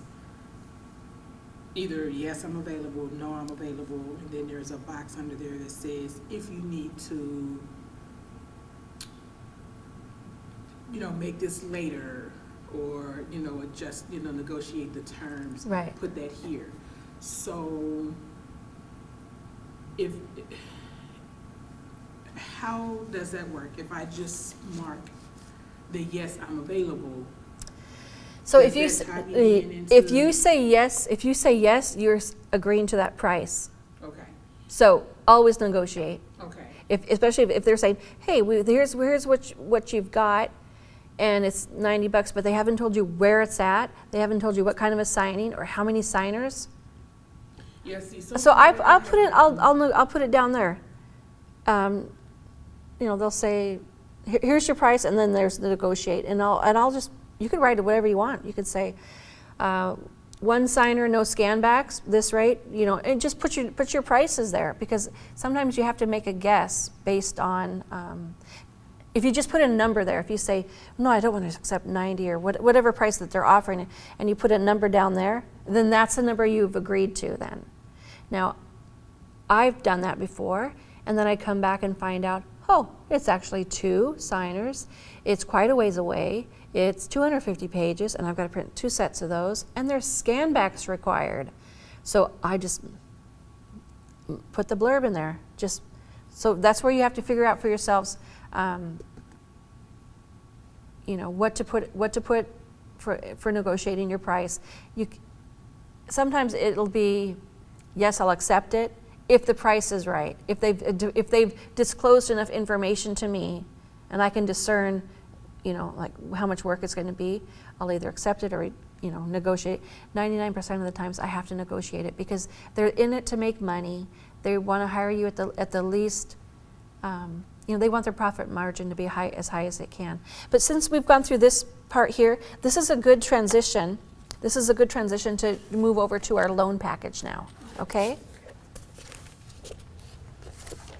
This is a refi. And the reason I chose refi is simple, because that represents about 70% of all the signings you'll do as a signing agent.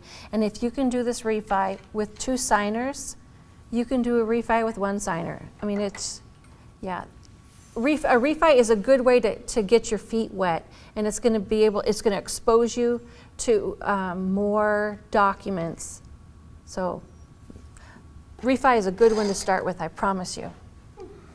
Okay, so let's look at first the anatomy of this package as we have it, okay? So the first page is just a cover page. Obviously, it doesn't. Your loan package doesn't look like this. So this is a, excuse me, a sample refinance loan package with 2 borrowers. Okay, so this whole sample refi is 103 pages. It includes the cover sheet, instructions, document descriptions, and suggested opening and closing script for signing that I've written, plus the shipping label and sample loan docs. Okay, so the shipping label and the sample loan documents and the notary instructions, those are things that come from the signer. It's going to be really obvious which things are coming from me that I've written for you, because obviously they're not going to send you a script that says, hello, my name is. That's just me practicing, okay? So let's look at the anatomy of it. We want to keep it in stacking order, in the same, and that's good practice. Remember, as signing agents, we're dealing with a whole mess of loose documents. We've got a clippy, so I'm just going to have you work from right to left. So we're going to look at the document and then face down. As you turn the page, you're going to put it face down, okay? Like this. So I'm going to do this to keep it in stacking order, because this is good practice, because remember, this is what you're going to do at the signing table.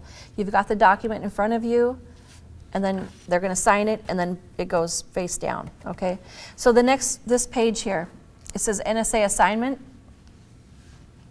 So this is a really small, ridiculous small font, I apologize, but this is a typical exchange, how your loan assignment is going to come into you. It's either going to be, typically via phone. This is an example of a phone conversation. And so I'm going to play the role of the XYZ signing service, okay? I'm going to be XYZ signing service. And do you want to be the NSA? Do you want to be the notary signing agent? Okay. And are you going to be able to pick up her sound, or is it just going to be my voice, probably? I can. And are you okay with your voice being here? Okay. Okay, so XYZ signing service. Oops, I'm sorry. I just ruined my own rule. Is stay within the frame.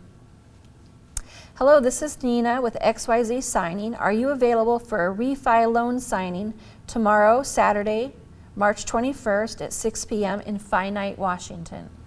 Hi, Nina. Yes, I'm available, and I would love to help. How many signers do we have, and are scanbacks required?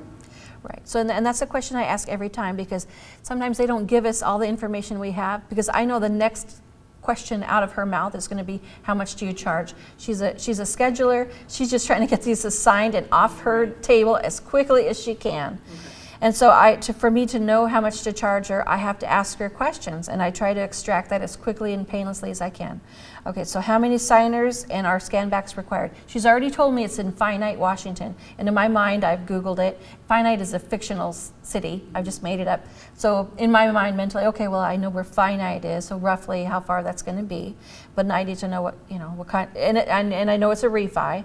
But now I need to know how many signers and are scanbacks required. So she says, there are 2 signers and no scanbacks. What would your rate be for that? My rate would be XYZ for 2 signers and no scanbacks. Are the loan documents ready now?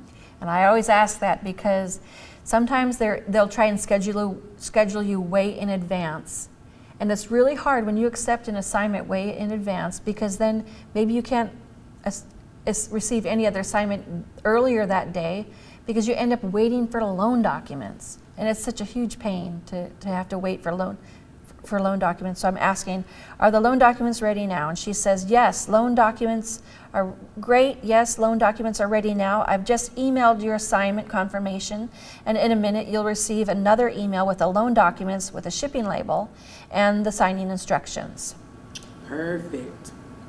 Okay, so I see your confirmation in my inbox, and I will call the borrowers now to confirm our appointment.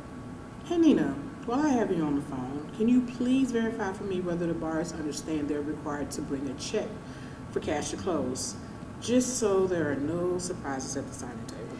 Right, and so that's because this is happening simultaneously. So I'm on the phone with her, and then I see your confirmation has come in, and that's the email down below, and that's how I know.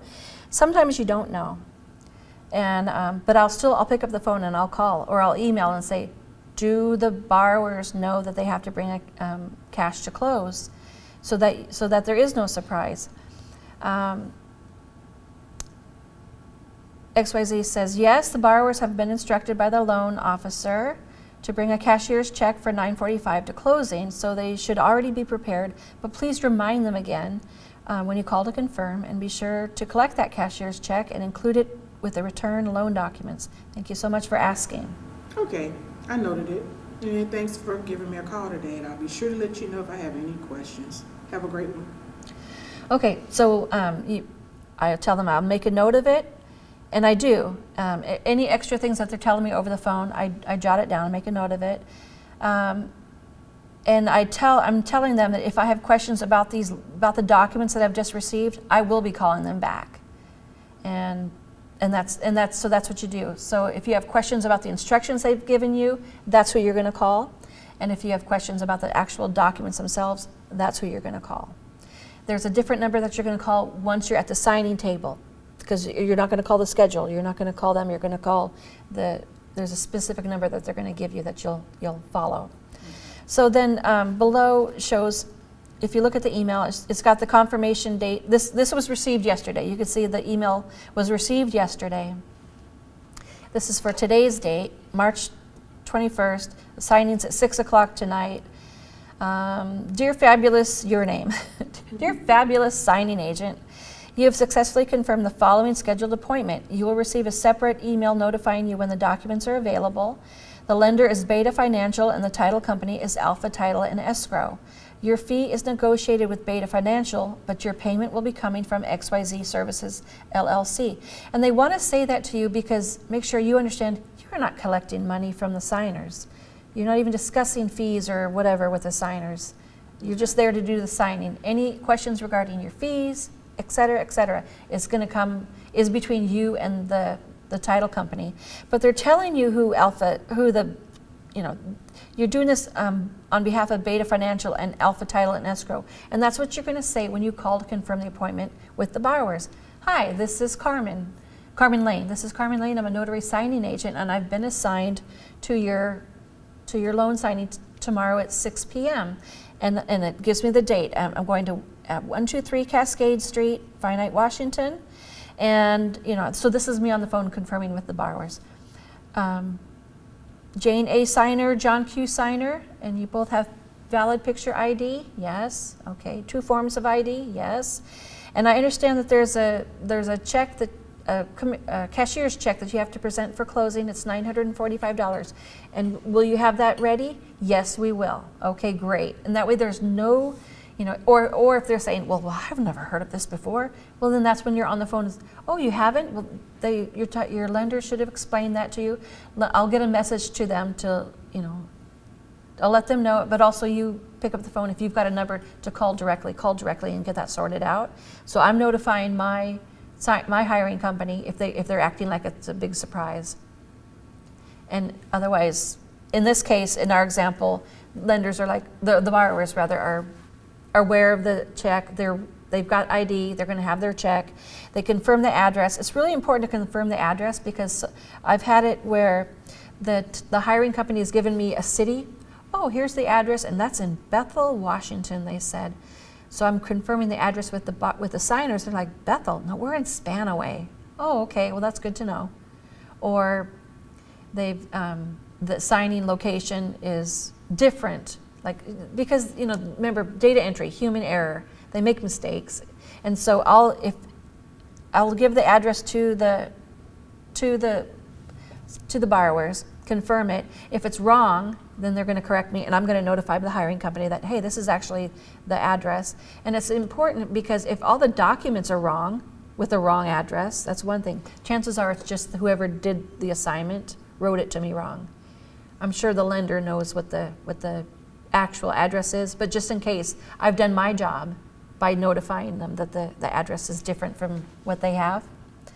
And then see at the bottom, there's fees, right? So this is an email that's your signers are never going to see.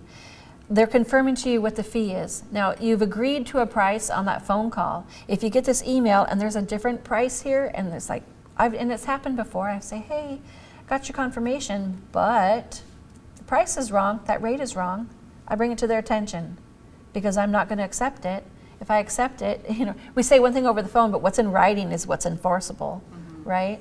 So they're like, oh yeah, my bad, I'll correct that for you. And so they'll correct it. And they're telling us right off the bat, 2 forms of ID, so I know what to tell the borrowers to be ready for.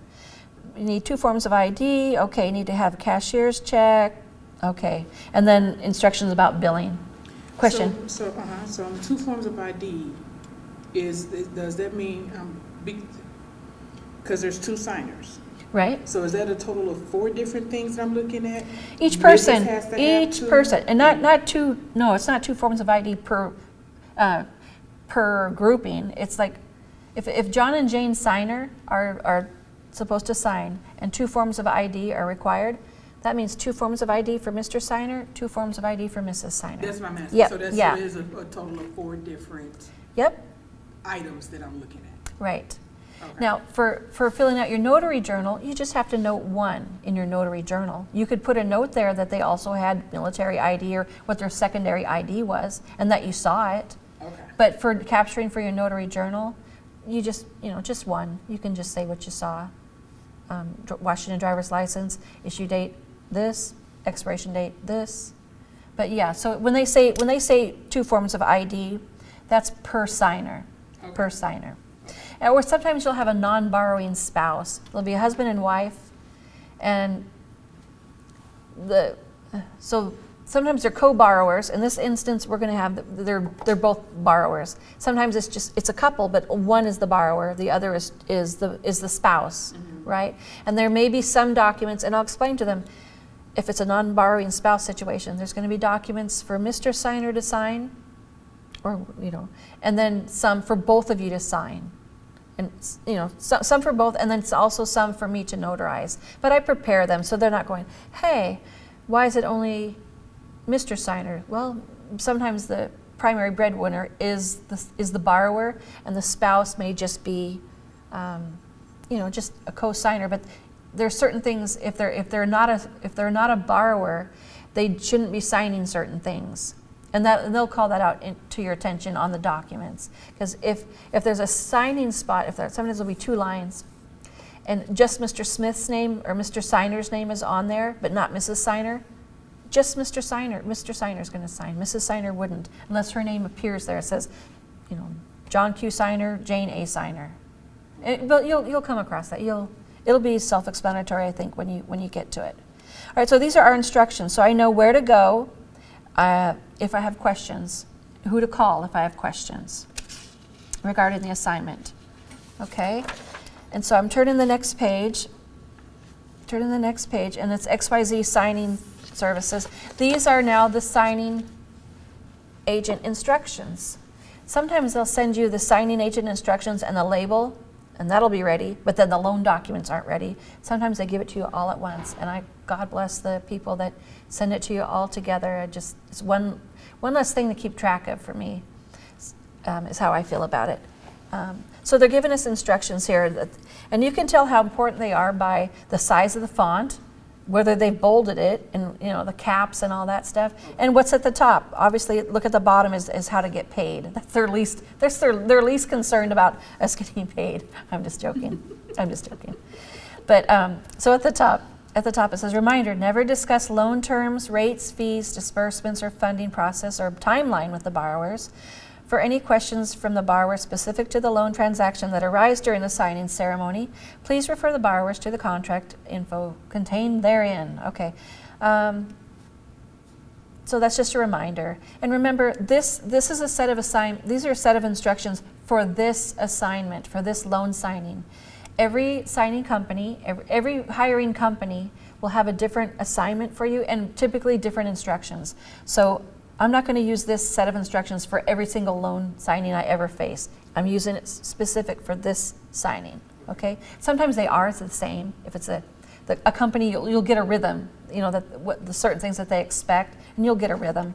But so I'm looking through, and it's telling me the loan package is a mixture of both legal and letter-sized paper. Please follow the printing instructions, okay? And do not shrink pages, so that must be pretty important to them. print 2 copies, it says, which is, I always do, print 2 copies, 1 copy to execute, 1 copy to leave with the borrower. Do not email. Okay, obviously I'm never going to email the borrowers, ever. I'm going to go through my hiring company, or whoever's hired me is who I'm going to correspond with. Use blue ink only to sign. Sometimes they'll say they don't care. It'll say use black or blue. So then you just use whatever you prefer. Sometimes you'll get instructions that say use black or blue, but then you actually get the loan documents and it'll say, oh, use blue only, or it'll say, oh, use black only. Whatever's the most restrictive, you're going to follow the most restrictive instruction. And then I've got samples of blue and black pen, and I try to write off to begin with. If I know I'm using blue ink only to sign, then I'm taking this and I'm circling blue ink only, or I'm writing somewhere in my notes mentally blue ink only. Okay. Okay. Blue ink, 2 forms of ID. So they're telling us again, we already know 2 forms of ID, no exceptions. Patriot Act form, I think they mean form. Patriot Act must be filled out in full, confirming that you've witnessed both forms of ID. Filled out in full, confirming, okay. Borrowers must provide a cashier's check for $945, payable to blah, blah, blah, okay. Borrower name and loan number should be written in the memo line. If the borrowers do not have a cashier's check at signing, you must stop and call this number immediately. And so where it says borrowers, this is their instruction. They want the borrower to write their name, their last name, and the loan number. I have them do it. I don't want to be responsible for writing the wrong number down, so I just instruct them to do it. And the only exception I might make to that is if it's an elderly person and they're really struggling with their writing, or they're worried that their writing, the numbers may come up. A signature is fine. It could be a shaky signature, but sometimes shaky numbers can be hard for the other person to read. So with their permission, if they want me to, I will write it for them. But as a rule, I don't volunteer to do anything like that. They will also typically have if they're having to provide like a voided check, in an example with a voided check, and they want to write down their routing number or bank number, the routed check is going to be their correction. So whoever's doing the paperwork, if they've got the voided check to copy the numbers from, that way you don't have to write it yourself. It's somebody else is doing it. But in this case, it's a cashier's check, so there's no routing number to deal with. Let's see, where are we at? So 945. Okay, if they don't have it, we've got to stop. Okay, so now this is where they start getting into, we're going to pay you this much, but if you start making mistakes, they're going to start dinging you. And this is where you're reading ahead. And if you read through, okay, well, if the closing documents are not returned, signed, and completed, that will result in the closing being complete, and failure to submit a completed package is going to result in 50% reduction of the full fee, and that includes any pages that are cut off. So now we're getting into some restrictions here. They're like, we're going to pay you this much, but guess what? If you make mistakes, it's going to cost you. And so that prompts you to do what? Be a bit more careful with everything, because we want to get paid. Of course, we naturally want to do it correctly and right, but now they're letting us know that it's going to cost us money. In the event we don't, it's going to cost us money. And so if we don't agree with any of this that they're saying, this is when we write back and say, I'm not cool with this. You need to find a different signer or whatever. But otherwise, if you get this in your email and you go forward, you've just accepted these as terms. This becomes a contract between you and your hiring company. Okay. So, okay, cancellations. If the borrower cancels before the signing and documents are printed, they're going to give you a $25 print fee. Well, sometimes companies will give you a $40 print fee. Every company is different. Okay. And then what happens if the borrower cancels after the signing agent has departed? You get a print fee and a travel fee. If the borrower cancels during the signing appointment, they'll get 50% signing fee plus travel fee. It's all. Every company is going to handle this differently, and this is a fake signing company. Okay. Both borrowers must initial the. Okay, so this is. Oh no, I skipped a spot here. Notary acknowledgements. Okay. Notary acknowledgements are important to complete correctly. We already know this. Loans cannot fund with incomplete acknowledgements. We know this. Failure to complete the acknowledgements in full will result in $10 deduction. Okay, so there are more restrictions here. So of course we want to do it correctly. We want to notarize correctly, but it's going to cost us money if we don't. Borrowers must sign all 3 copies of the RTC, which is the right to cancel. Signing agent must leave 2 signed copies of the RTC with the borrowers, the right to cancel with the borrowers, return 1 signed copy with the rest of the loan documents. This is an important one, you can tell because it's in all caps. Borrowers, then the next one is, which caught my attention, the borrowers must initial each page of the note where indicated and sign as indicated. So that's a special, I'm going to make a note to myself about that one. If you're late, of course, if you're going to be late, they want to know, you have to call. And then in big bold, this is what I appreciate in my instructions is, who do I call at the signing table if the borrower has questions? And then what to do after a successful signing. And in this case, they've even gone so specific as to say they want to use a legal-sized envelope, do not bend or fold documents. Of course, we know we would never bend or fold a loan document, but so they have to put it in here because apparently somebody must have done it, right? And then where to drop. As a rule, I never drop it at a drop box because I don't get a receipt. I don't have proof in my hand that I've done that drop and I really want it. So some people will say never use a drop box, just come the next morning and do it, and then you have to follow that. You have to follow them. And these people are being specific. They want a picture of the drop receipt and they want it emailed. Okay. And then the last thing on, like I said, on their priority is how do you get paid? Well, you have to invoice them within 30 days. And I invoice them that night. When I'm done with the signing, my job, I can't go to bed until I've sent that invoice out because I don't want to add it to my ticker list of things to do the next day. So you personally have an invoice template that you created, or Microsoft? They're not going to offer you it.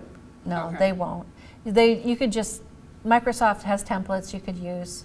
Any template you could use, but they specifically want an invoice, and you have to email it to them.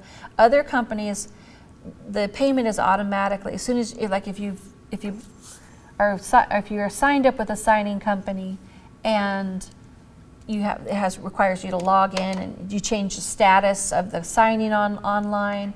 As soon as you change that status to closed, it triggers their system to stack it up for payment, right? And so then sending an invoice separately would be annoying to them. They wouldn't want it. These folks, that they rely on the invoice. But as a rule, it's something that's done automatically for most signing companies. If it's a smaller one, or maybe not so, the bigger signing companies,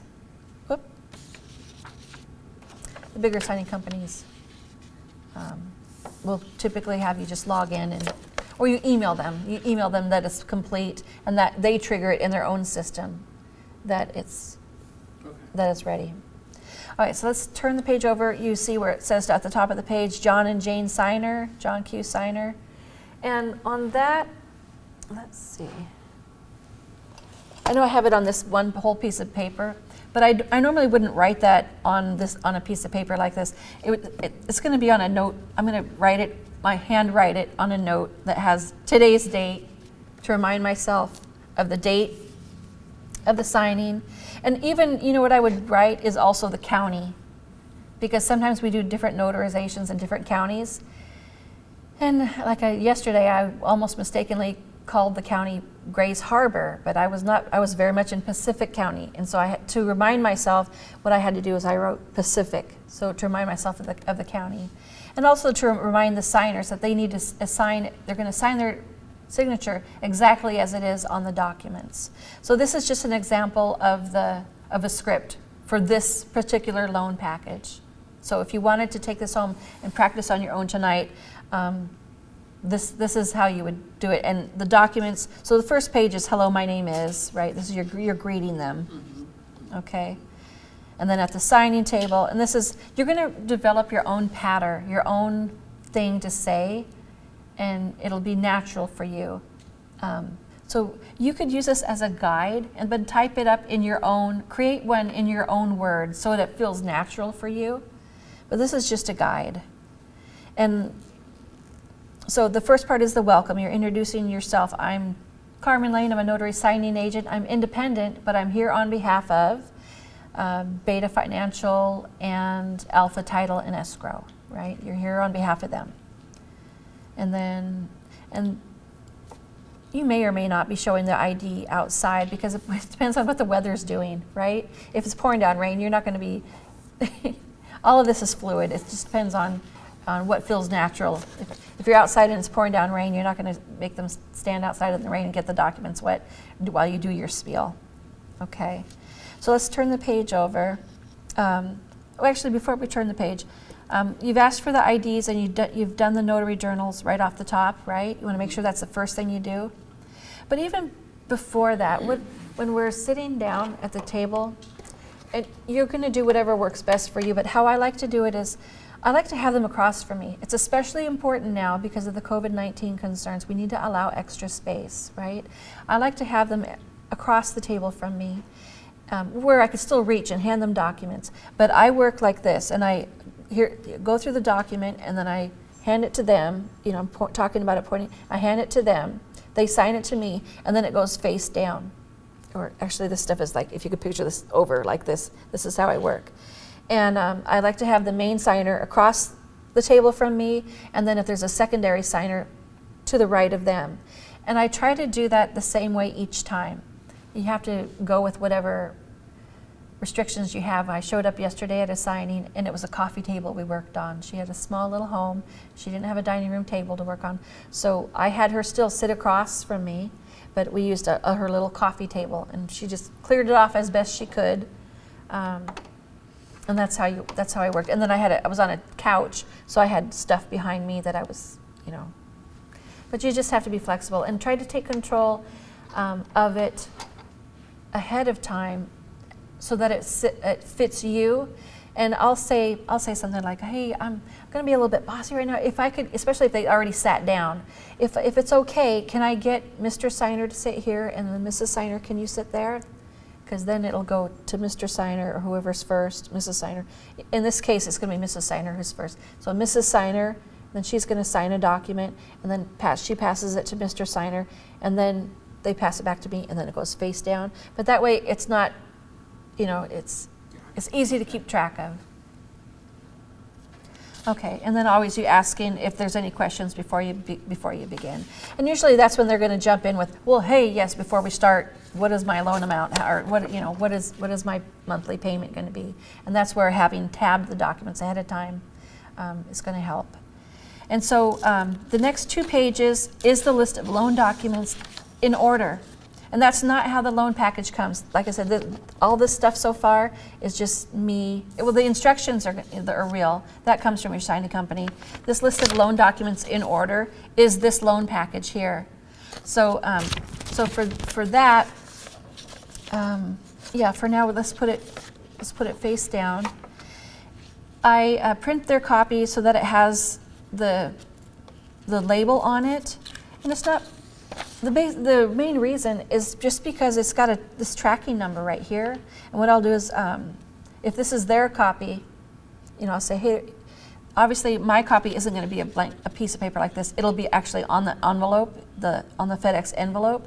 On their loan copy, it will be like this. This is how I'll hand it to them.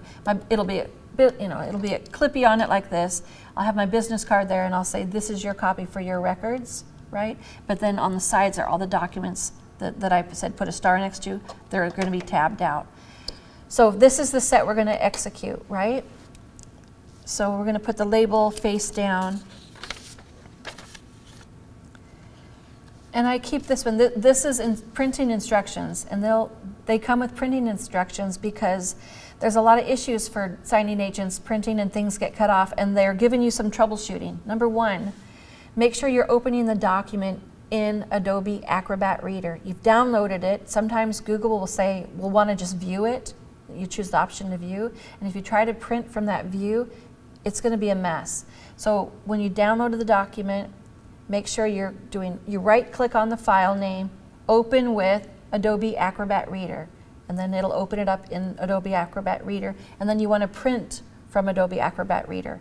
If you run into problems, they've got some troubleshooting for you here. But it comes down to the settings on your laptop, or excuse me, on your printer and on your computer. So if you're running into print issues, you can call them and see if they'll help you. But bear in mind that there's so many different types of printers out there, they may not be able to troubleshoot the printing issue with your specific printer. So just practice printing legal size and letter size documents. The bottom of this page is just something to add that I added on, a note from me, just to say that this loan package is a mix of legal and letter size paper, but for the purpose of the workshop, I've got everything crammed down, shrunk down. If it's on a legal site, if it's a legal document, legal size document, I've shrunk it down to fit on a letter size paper. Okay for this workshop, not okay in real life, okay? Okay. So what I want to do is keep these the documents that we have face down. We'll keep those face down for now. What we're going to go through now is we're going to go through, and this is where the interactive part. So this is where we're going to. Whoops! I'm going to put this here. We're going to pause for a second. Pause recording, and then we're going to take a few minutes, and we're going to tab all the places that require signatures. Okay. The first few documents won't, and that's okay. But we're going to pause the recording, and we're going to go through and just put the signature tabs on all the spots that need signatures.